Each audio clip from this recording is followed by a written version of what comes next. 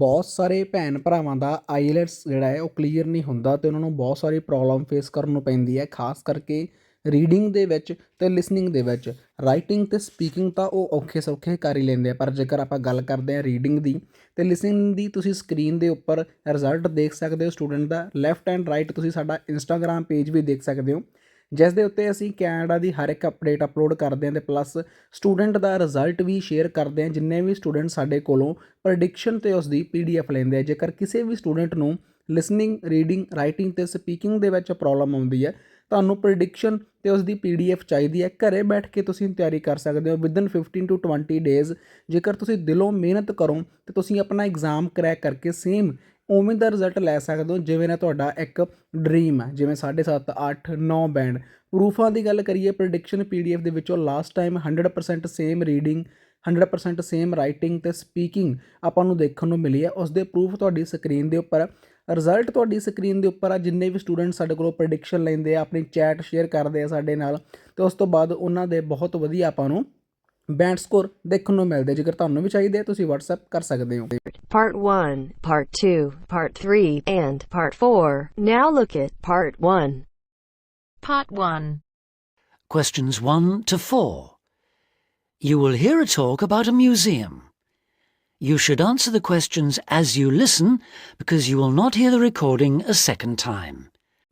First, you have some time to look at questions 1 to 4.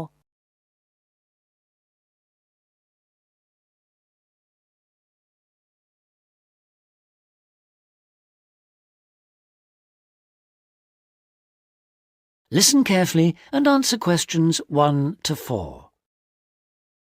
Welcome to the Museums UK audio series, a collection of downloadable audio files introducing the best of British museums. My name's Sam Cooper, and in this file I'll be introducing the Ashmolean Museum of Art and Archaeology in Oxford, with its fabulous collections of Eastern and Western art, antiquities, casts and coins.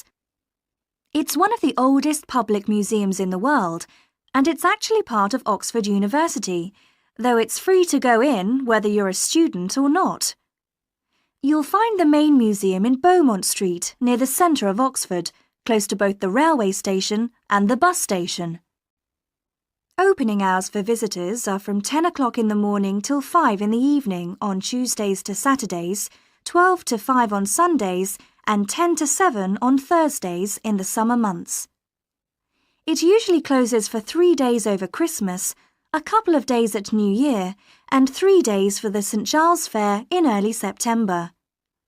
You can take photos in the galleries, but only with handheld cameras and not using flash or lights, which can do serious harm to exhibits.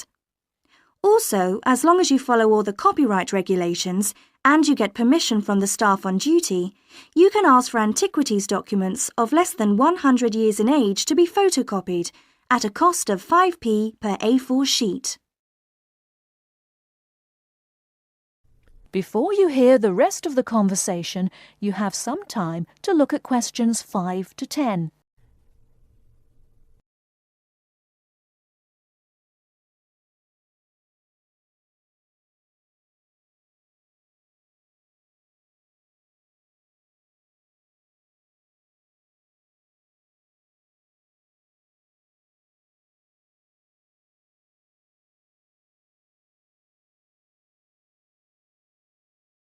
Now listen and answer questions 5 to 10. Perhaps not surprisingly, given its links with the university, the Ashmolean has an education service for schools and the general public. Activities include guided group visits, which for adults last 60 minutes and cost £4 each. This makes the minimum price per group £28, as group sizes vary from 7 to 15 people. Visits by groups of young people take the same amount of time as the adult tours, but cost just £2 for university students. So, with at least 7 to a group, the lowest price is £14, though please note that there's an upper limit of 14 group members rather than the 15 for adults. For schools, there are visits to suit all age groups, and for the most popular ones, such as those to see the Greek and Egyptian collections, it's best to book a term in advance. Tours last 50 minutes, starting at 10:15, 11:30 and 1:15, with a maximum of 13 children per group. Now, if you're free in the middle of the day, why not go along to one of the 45-minute lunchtime talks? There's a really wide range of topics. On the 19th, for example, the subject is Greek mythology, and on the 20th, there's Celebration of India. Both begin at 1:15, the usual time for these talks, and they're held every Tuesday, Wednesday and Friday. Another regular feature on Saturday mornings through to the afternoons are the workshops. If you're interested in developing your own illustrative and artistic skills, these are for you. They're aimed at artists of varying levels of experience and are always led by practicing artists. Running for 6 hours from 10 o'clock, this is wonderful value at just £5, including basic materials, and also a decent cup of coffee. That is the end of part 1. You now have half a minute to check your answers.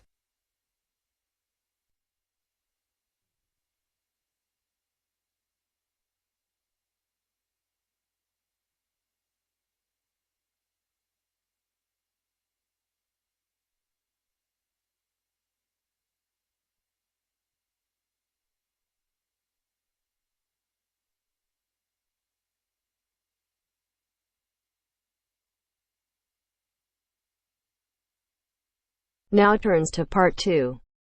Part 2. You will hear a man, Martin Hill, phoning an estate agent in order to find some accommodation. First, look at questions 11 to 14.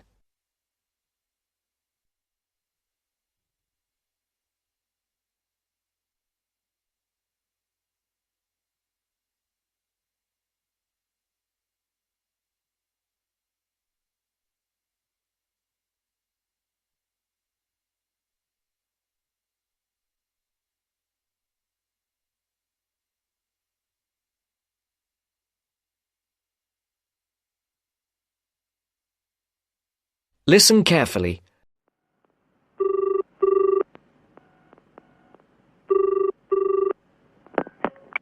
Hello, Brindle's estate agents here. How may I help you? Oh, good morning. I'm ringing to see what flats you have for rent at the moment. Right. Can I start by just taking your name, Mr. Hill, Martin Hill. Right. And are you looking for a flat for yourself or, a family, perhaps? Well, it's for 3 of us, myself and 2 friends. We're going to share together. I see. What about employment?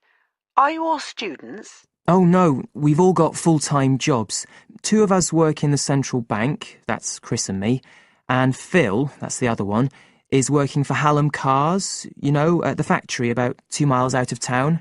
I'll put you down as young professionals then. And I suppose you'll be looking for somewhere with 3 bedrooms? Yeah, at least 3.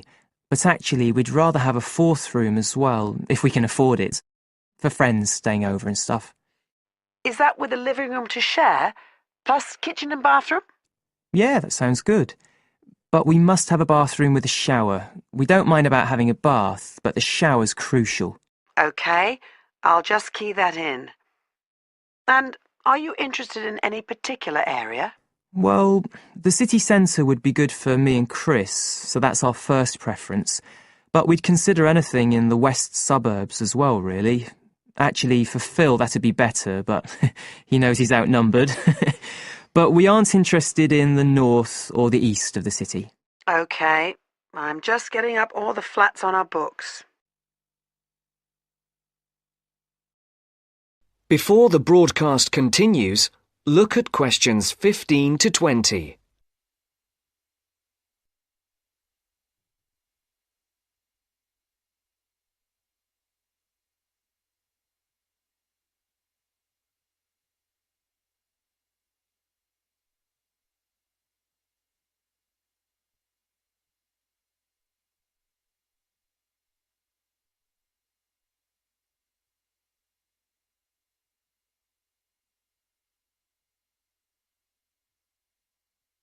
You will now listen to the second part of the talk. Just looking at this list here, I'm afraid there are only two that might interest you. Do you want the details? OK, let me just grab a pen and some paper. Fire away. This first one I'm looking at is in Bridge Street and very close to the bus station. It's not often that flats in that area come up for rent. This one's got 3 bedrooms, a bathroom and kitchen, of course, and a very big living room. That sounds a good size for you. So what about the rent? How much is it a month? The good news is that it's only £450 a month. Rents in that area usually reach up to $650 a month, but the landlord obviously wants to get a tenant quickly. Yeah, it sounds like a bit of a bargain. What about transport for Phil? Well, there'll be plenty of buses, so no problem for him to use public transport. But unfortunately there isn't a shower in the flat, and that location is likely to be noisy, of course. OK, what about the other place? Let's see. Oh, yes. Well, this one is in a really nice location, on Hills Avenue. I'm sure you know it. This looks like something a bit special. It's got 4 big bedrooms and, there's a big living room. And, oh, this'll be good for you, a dining room. It sounds enormous, doesn't it? Yeah, it sounds great. That whole area is being developed, and the flat's very modern, which I'm sure you'll like. It's got good facilities, including your shower, and of course it's going to be quiet, especially compared with the other place. Better and better. But I'll bet it's expensive, especially if it's in that trendy area beside the park. I'm afraid so. They're asking £800 a month for it. Whoa, it sounds a lot more than we can afford. Well, maybe you could get somebody else to move in too. I'll tell you what. Give me your address and I can send you all the details and photos, and you can see whether these two are worth a visit. Thanks, that would be really helpful. My address is flat 5. That is the end of part 2. You now have half a minute to check your answers.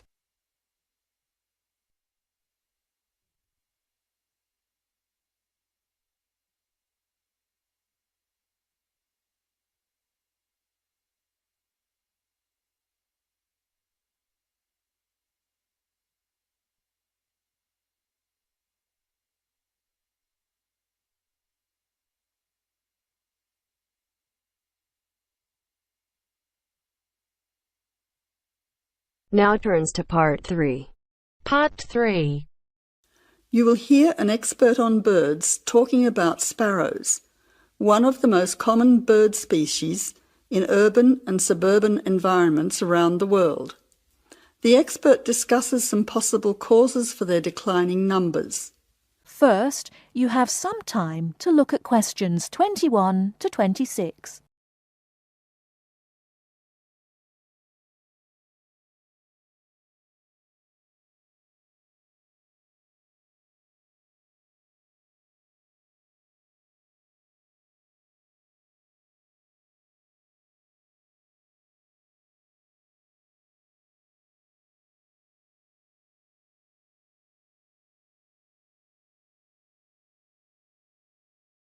Now listen carefully and answer questions 21 to 26.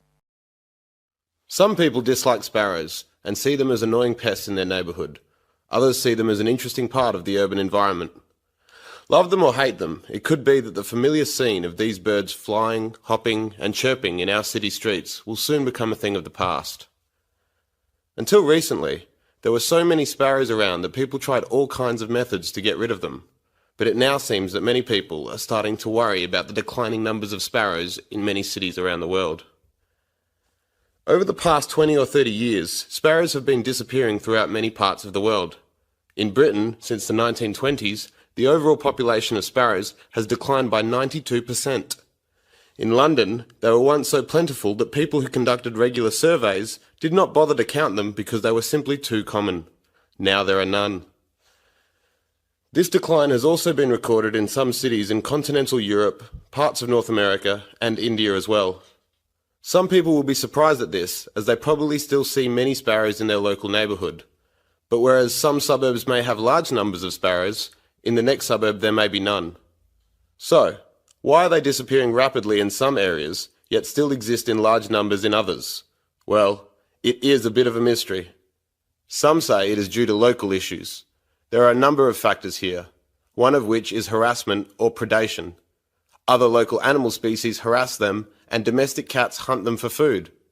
Secondly, there is increased competition both for food and for nesting sites from other seed-eating birds in the neighbourhood. And thirdly, it is now more difficult for sparrows to make nests in modern buildings due to more effective modern building methods. Before you hear the rest of the talk, you have some time to look at questions 27 to 30.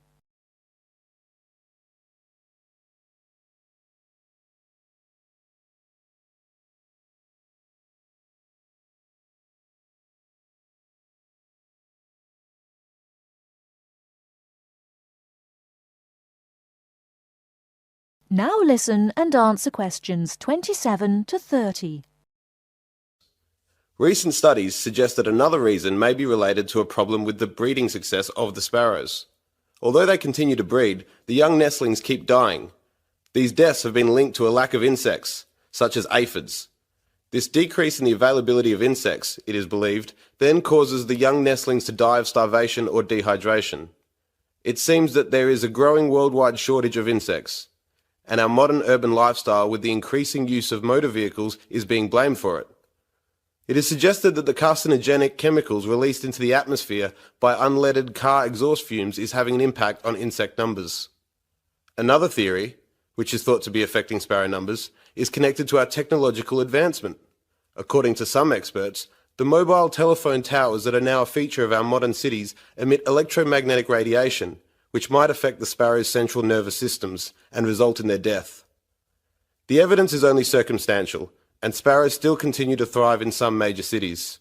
However, it is interesting to note that in the 1990s, the use of mobile phones and unleaded petrol skyrocketed, and both coincide with the period of the sparrows' declining numbers in many modern cities. That is the end of part 3. You now have half a minute to check your answers.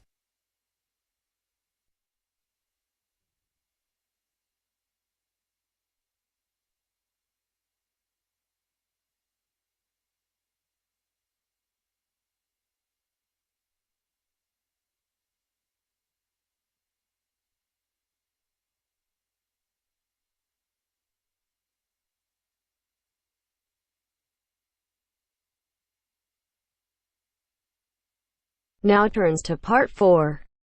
Part 4. You will hear a lecture about geotourism.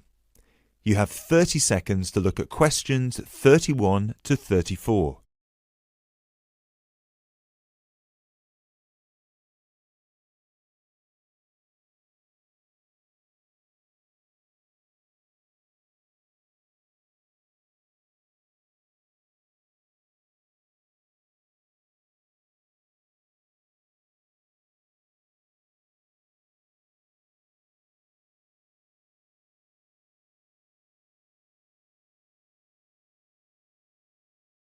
Now, I'd like to move on to talk about something called geotourism.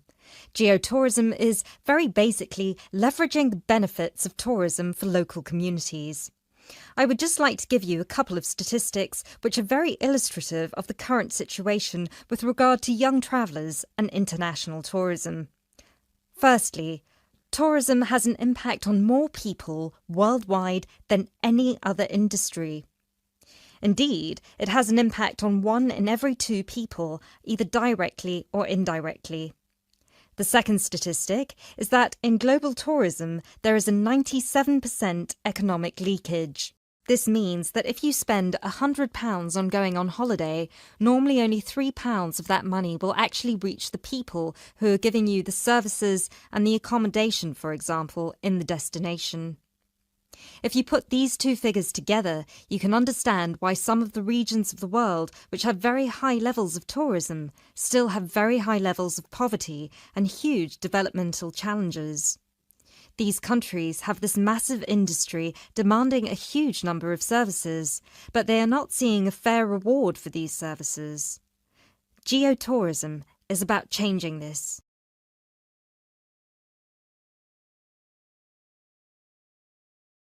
You now have 30 seconds to look at questions 35 to 40.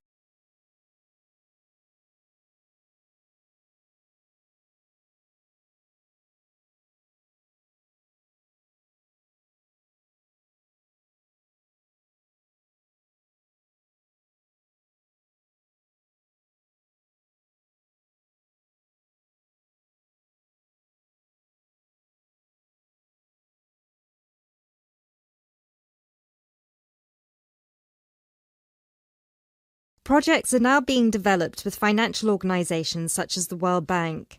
One of these involves developing a technology platform which is bringing grassroots travel products such as hotels, locally owned hotels, not global chains, very locally owned tour operators to the international travel market, therefore avoiding the middlemen. These middlemen often cut them out of the market completely or just make their business unsustainable. Another way that geotourism can be promoted is through the niche travel market of volunteering. These days, a significant number of older teenagers want to spend a gap year, either between school and university, or university and employment. Often, these people want to spend some or all of their year volunteering, but they either don't have the money or don't feel inclined to pay the main volunteering organisation businesses the fee they require, which can be as high as £3,500. What they are looking for is an organisation who can connect them with people on the ground, who can suggest worthwhile local projects. So, this is a real win-win scenario. The organisers charge a small flat fee, which then goes to the local contact. Thus, the local contact gets a very good commission just for one customer. The customer is also saving a large amount of money and time, both of which they can give to the projects they end up working on. There is still quite a long way to go before poverty in the most popular of tourist areas is eradicated, but a focus on this type of geotourism could provide an answer.